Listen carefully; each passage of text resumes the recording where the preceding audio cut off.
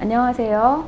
우린 지금 전문가 선생님을 모시고 가족분들의 고민을 해결하기 위한 시간을 갖고 있습니다. 오늘 우리가 대화를 나눠볼 주제는요, 치료 중인 가족상담 그리고 퇴원 후 가족상담에 대한 내용입니다. 이 말씀을 나눠주시기 위해서 오늘 전문가 선생님 한 분 모셨는데요. 소개 드리도록 하겠습니다. 알코올 전문 한사랑병원 연구원장을 역임하시고 현재 양산병원장으로 근무하고 계신 이덕기 원장님입니다.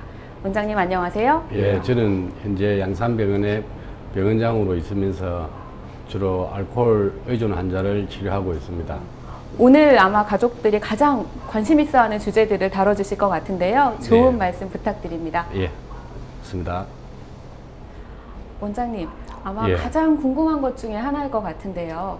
어떤 경우에 외래에서 치료를 받고 어떤 경우에 입원 치료를 받게 되는지 궁금합니다. 예, 알코올 문제로 병원을 방문했을 경우 음주 충동이 너무 강화해서 단 하루도 술을 끊지 못하는 경우에, 그리고 몸이 떨리고 하는 금단 증상이 아주 심한 경우, 음주 때문에 신체적인 정신적인 쇠약이 아주 심한 경우, 그리고 자신의 음주 문제에 대한 병식이 전혀 없는 경우, 그리고 1차적으로 외래 치료를 한 후에 실패한 경우, 이런 경우에 입원 치료를 하게 됩니다. 알코올 중독에 대한 병식이 없는 경우라고 말씀하셨는데요. 병식이라는 게 어떤 건가요? 병식이라는 것은 자신이 음주가 병적인 상태이고 음주로 인해서 생활상의 문제가 생긴다는 것을 스스로 인지하는 것을 병식이라고 합니다. 자신의 음주 문제가 심각한데도 불구하고 자신이 전혀 음주 문제가 없다고 생각하기 때문에 술을 줄이거나 금주를 하려는 노력을 전혀 하지를 않습니다. 그래서 점차 음주 문제가 악화되기 때문에 입원 치료를 하는 수밖에 없는 경우가 대부분입니다. 이상과 같이 심한 경우에는 입원 치료를 하고, 이렇게 심하지 않는 경우에는 1차적으로 외로 치료부터 시작을 합니다. 그 다음에 또 가족들이 궁금한 거는, 그러면 알코올 중독 치료를 위해서 입원을 하게 되면 어떤 종류의 검사를 받게 되는가, 이게 좀 궁금할 것 같습니다. 예, 알코올 중독으로 입원을 하게 되면 1차적으로 의사와 면담을 하여 음주 상태가 병적인지를 파악을 하고, 그래서 알코올 의존인지 아닌지를 알아내게 됩니다.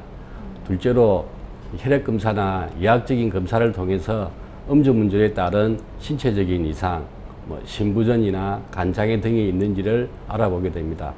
세 번째는 이제 심리적인 검사로 심리 검사를 하여서 이 사람이 알코올 의존이 어느 정도 심한지, 어떤 유형인지를 알아보고, 또 알코올 의존에 자주 동반되는 정신질환인 우울증이나 불면증, 성격장애, 기억력 등의 인지장애가 있는지를 알아보게 됩니다.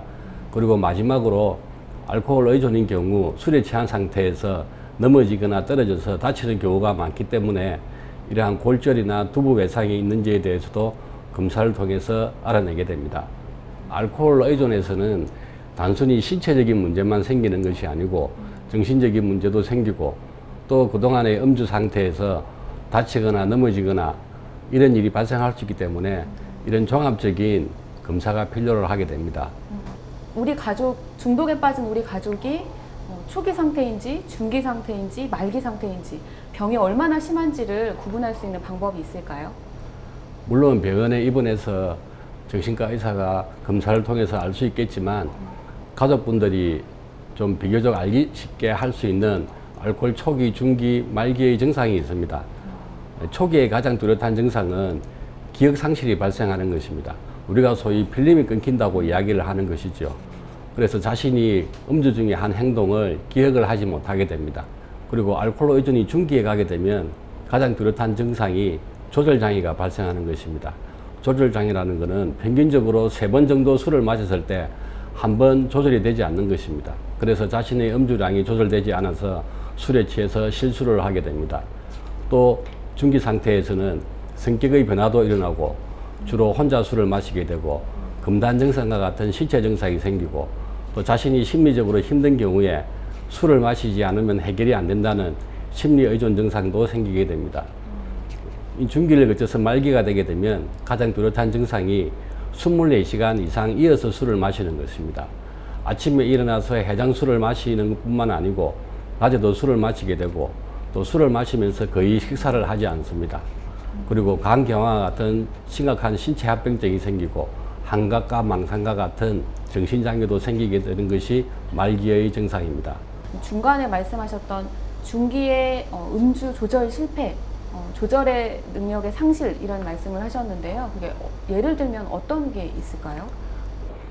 조절장애가 어쩌다가 한 번씩은 발생할 수 있기 때문에 그 음주 중에서 조절장애가 발생한 빈도를 종합적으로 계산을 해서 3번꼴로 한 번 정도 조절장애가 발생하면 이 사람의 경우 알코올 중독 중기인 조절장애가 왔다고 보는 것입니다.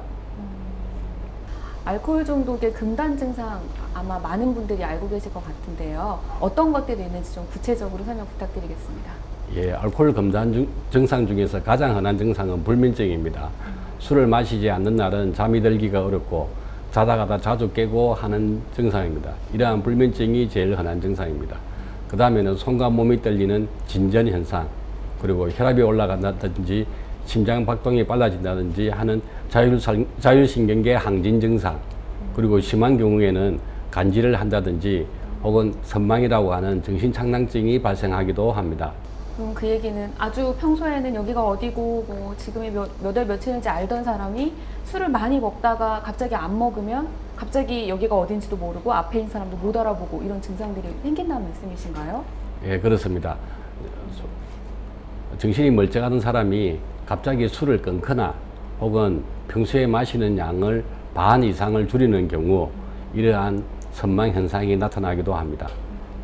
알코올 중독의 합병증에는 어떤 것들이 있을까요? 알코올 중독의 합병증은 신체적인 합병증과 정신적인 합병증으로 나눌 수가 있습니다.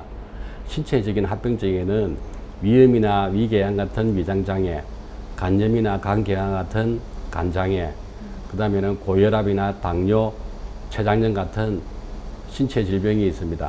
정신적인 합병증에는 우울증, 그 다음 불면증, 그리고 기억력이나 집중력이 떨어지는 인지장애가 흔히 오는 합병증입니다. 알코올 중독의 병이 심각해지면 정신적인 증상들도 나타나게 됩니까? 그렇습니다. 알코올 중독증에는 신체적인 질병만 걱정이 되는 것이 아니고 정신적인 문제에도 여러 가지 합병증이 생기게 됩니다. 가장 흔한 것은 10년 이상의 술을 장기적으로 마셨을 때 일어나는 성격 변화입니다.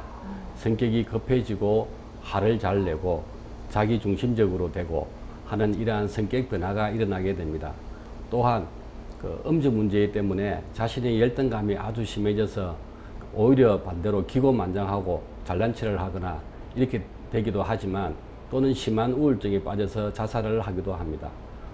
그래서 가족분들은 알코올 중독 환자를 대할 때 술을 마시지 않는 몇 년 전에는 정신이 멀쩡하다고만 생각하시지 말고 이러한 기억력 장애가 있는지 성격 변화가 있는지 혹은 우울증이나 이런 증상이 있는지를 면밀히 살펴보고 필요한 경우에는 검사를 하고 치료를 해야 합니다. 어떤 사람이 알코올 중독에 잘 걸리는 위험한 사람인지도 궁금합니다.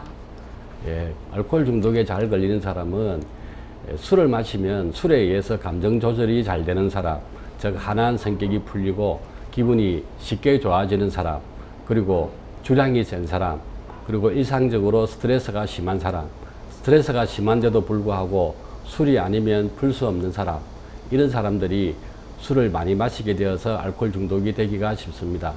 둘째로는 어릴 때의 가정 환경에 의해서 술에 취해서 술주정을 하는데도 불구하고 이러한 술주정이 별 문제가 아니다, 남자가 그럴 수 있다, 이렇게 간대하게 생각하는 경우, 그리고 세 번째는 그 어릴 때 아동기의 학대나 방임을 당해서 마음의 상처가 심한 사람, 혹은 부모님 중에 한 사람이 알코올 중독인 경우, 이런 경우가 알코올 중독에 걸리기 쉽습니다.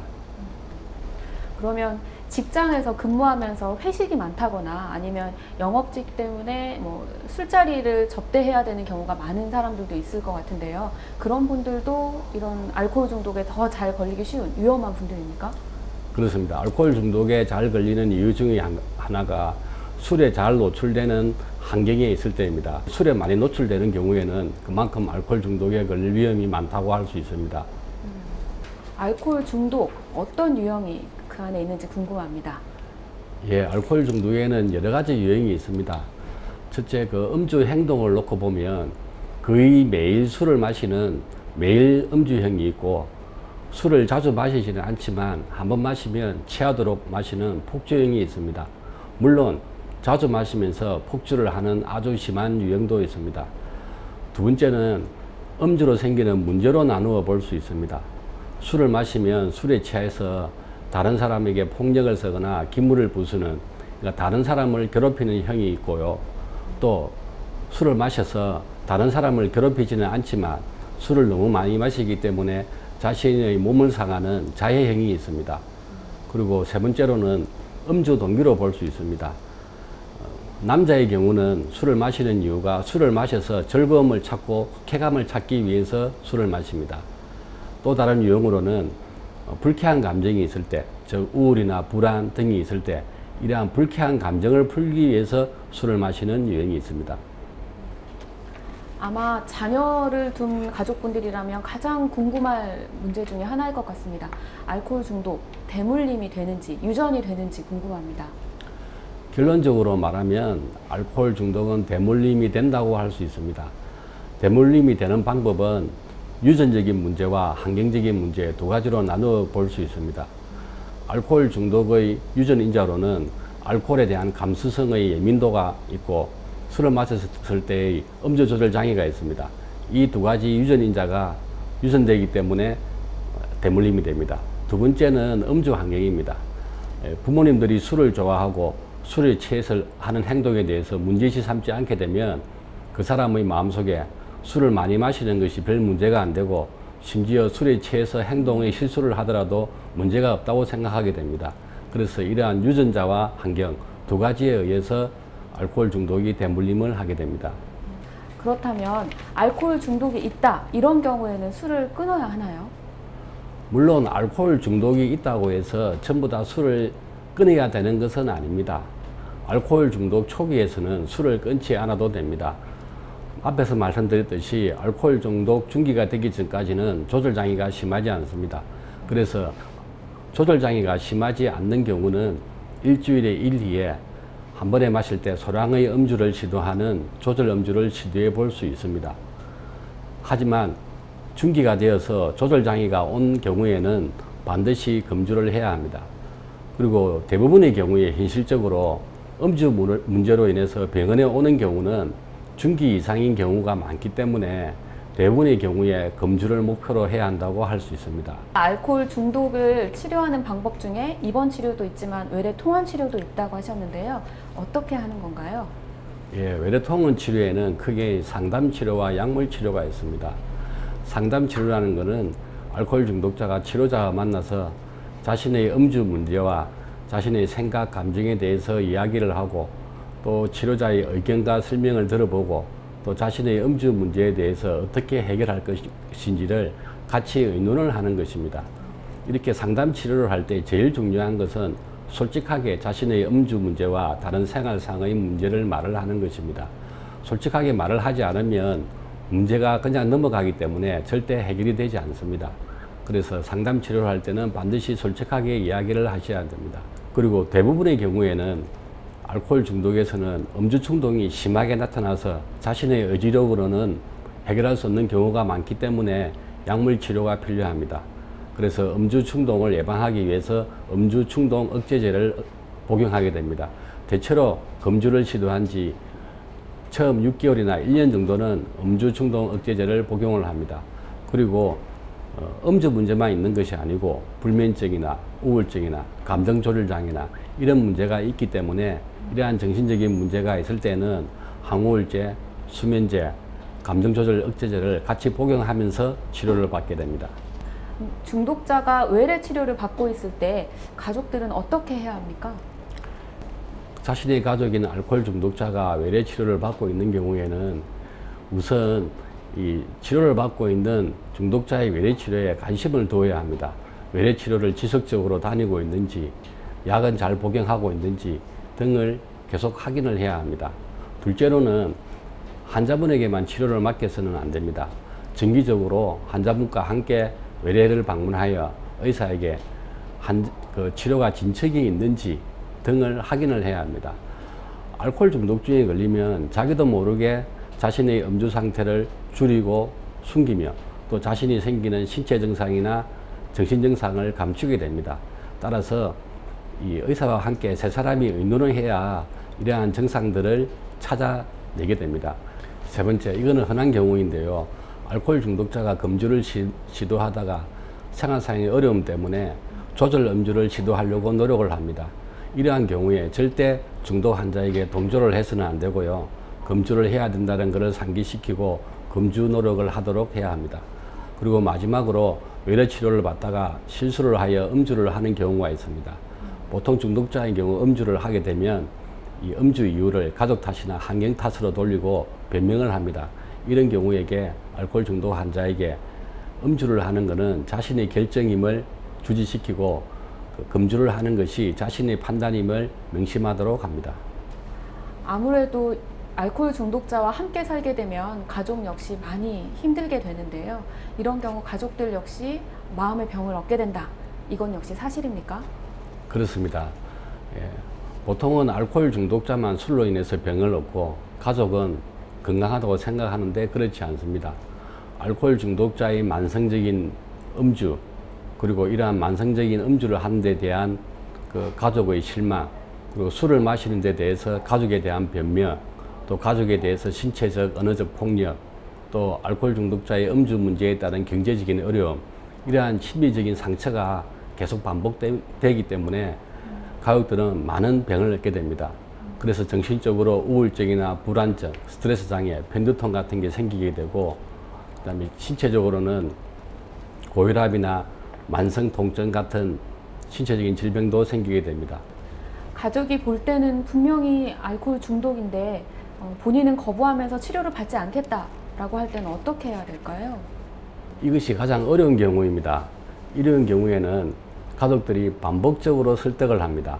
한 번, 두 번 설득해서 안 될 수도 있습니다.